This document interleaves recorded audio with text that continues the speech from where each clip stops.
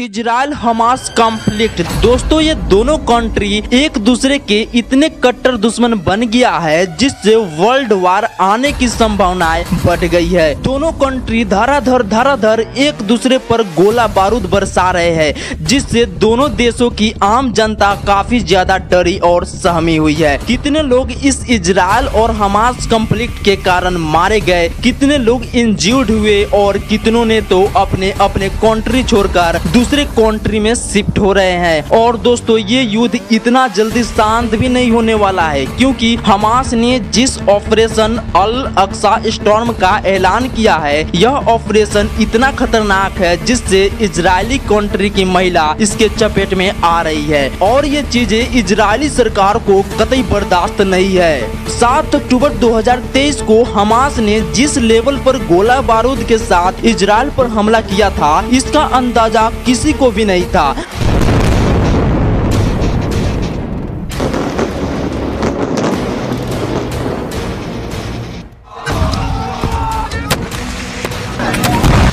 महज छोटी से जमीन पर बसने वाली करीब 23 लाख लोगों की आबादी में से हजारों हमास की आतंकियों ने एक साथ रॉकेट, गोला बारूद और बंदूकों से इजराइल के कई शहरों पर धावा बोल दिया। लेकिन सवाल ये उठता है कि आखिर इतने बड़े लेवल पर अटैक करने के लिए हमास को हथियार किसने दिए?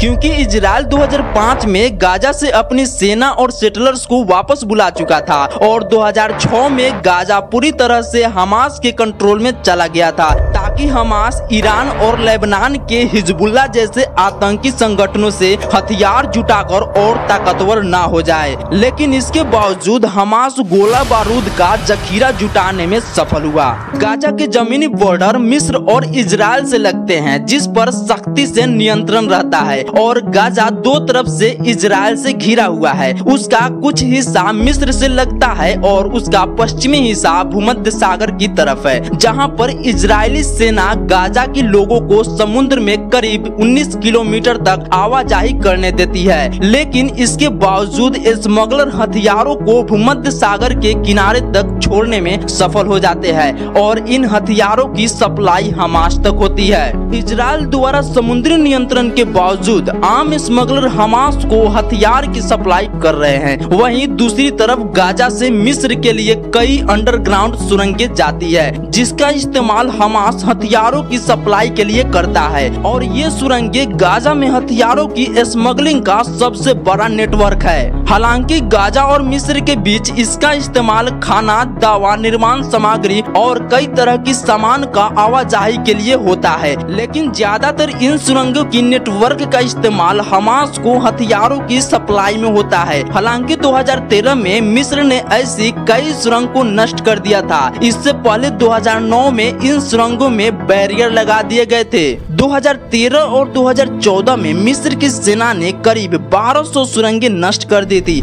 आपको बता दे कि इन सुरंगों से ही ईरान हमास को फज्र 3, फज्र 5 अनगाइडेड जमीन पर वार करने वाली रॉकेट और M302 रॉकेट्स को ईरान और सीरिया से सप्लाई करने के लिए किया जाता है। इसके अलावा कुछ ऐसी भी खबरें आ रही है कि अफगानिस्तान में अमेरिका ने साल 2021 में जो हथियार छोड़े थे वो हथियार हमास को सप्लाई किए गए हैं और अमेरिका के अफगान से निकलने के बाद इन हथियारों पर तालिबान का कब्जा था और ये हथियार तस्करी के रास्ते ईरान, इराक और सीरिया जैसे देशों तक पहुंच चुके हैं। इसके अलावा अमेरिका का कहना है कि हमास के 70% फंडिंग इराक करता है और उसके ट्रेनिंग और हथियार इराक से ही मिलता है। वीडियो इन्फॉर्मेटिव लगी हो तो एक लाइक जरूर करना और साथ ही चैनल को भी सब्सक्राइब कर देना। फिर मिलते हैं नेक्स्ट वीडियो के साथ, तब तक के लिए जय हिंद, जय भारत।